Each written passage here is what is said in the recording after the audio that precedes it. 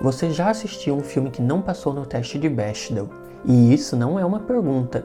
Durante muitos anos, não apenas no cinema, mas também na televisão e na literatura, as personagens femininas foram utilizadas apenas como objetos de apoio aos personagens masculinos. Hoje, a indústria do entretenimento busca lutar contra a desigualdade de gênero, apresentando personagens femininas tridimensionais e que não são tratadas como objetos, e sim com o devido respeito e atenção.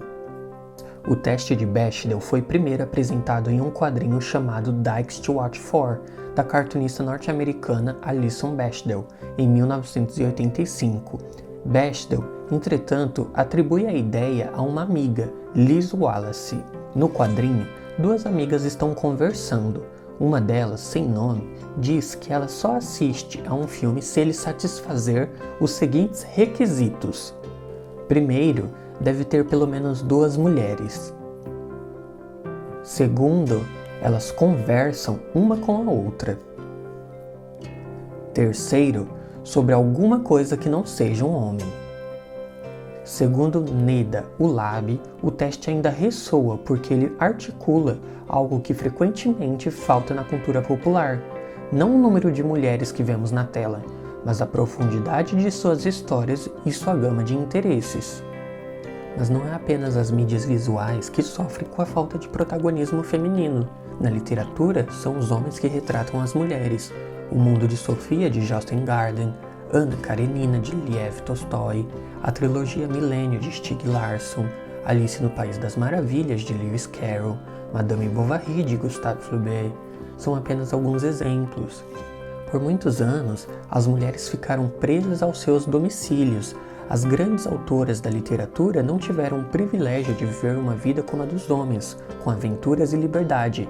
Jane Austen, autora de Orgulho e Preconceito, escrevia seus livros na sala, com interrupções, nunca conheceu o mundo. Seus livros de romance mostram sua realidade rural, de cidades pequenas. Devemos todos, principalmente os homens, buscar e aprender mais com os livros fantásticos, como o já mencionado Orgulho e Preconceito, de Jane Austen, Ao Farol, de Virginia Woolf, O Conto da Aya, de Margaret Atwood, Jane Eyre, de Charlotte Brontë, Os Despossuídos, de Ursula Le Guin, entre muitas outras obras de autoras que para muitos ainda são desconhecidas.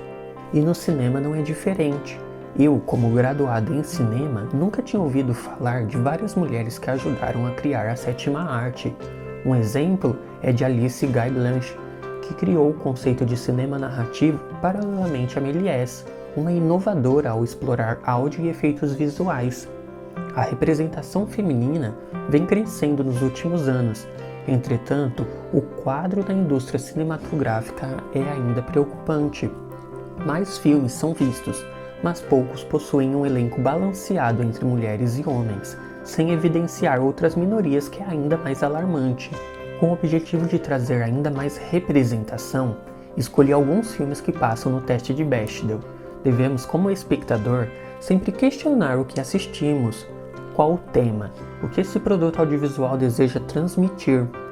Quem está fazendo o filme? Uma mulher ou um homem? Como cada personagem, seja ele ou não de minorias, estão sendo retratados? São perguntas que devemos fazer sempre, antes de assistir, pois quando já estamos assistindo, viramos apenas uma esponja. Somos receptores de ideias, mas devemos ser críticos com todos os meios, sejam eles o cinema, a televisão, os quadrinhos, os games e muitos outros. Primeiro temos o Retrato de uma Jovem em Chamas, de Céline Sciamma. Retrata a história de duas mulheres, uma jovem pintora que recebe a tarefa de pintar um retrato de Heloise para seu casamento, sem que ela saiba. O filme é um dos mais lindos e sensíveis que já assisti. O final é devastador. Que Horas Ela Volta, de Ana Mulaerte, um filme sobre as condições de vida das empregadas do Brasil. Val, interpretada por Regina Casé, revela um ambiente de autoritarismo fantasiado de respeito, um filme que todos deveriam assistir. A cena da piscina é radiante. Em terceiro, temos A Despedida de Lulu Yang. Esse filme foi uma surpresa, quando a família de uma doce senhora descobre que ela possui apenas algumas semanas de vida. Eles decidem não informá-la a respeito do diagnóstico. A cena de Awkwafina, não sei falar muito bem o nome da atriz, mas da personagem Billy na sala é de cortar o coração. Em quarto, temos Adoráveis Mulheres, de Greta Gerwig. Filme baseado no livro de Louisa May Alcott, conta a história de 4 irmãs buscando seus sonhos. É um filme sensível sobre as descobertas do amor. Para mim, a cena mais bonita é quando Joe finalmente começa a escrever seu livro.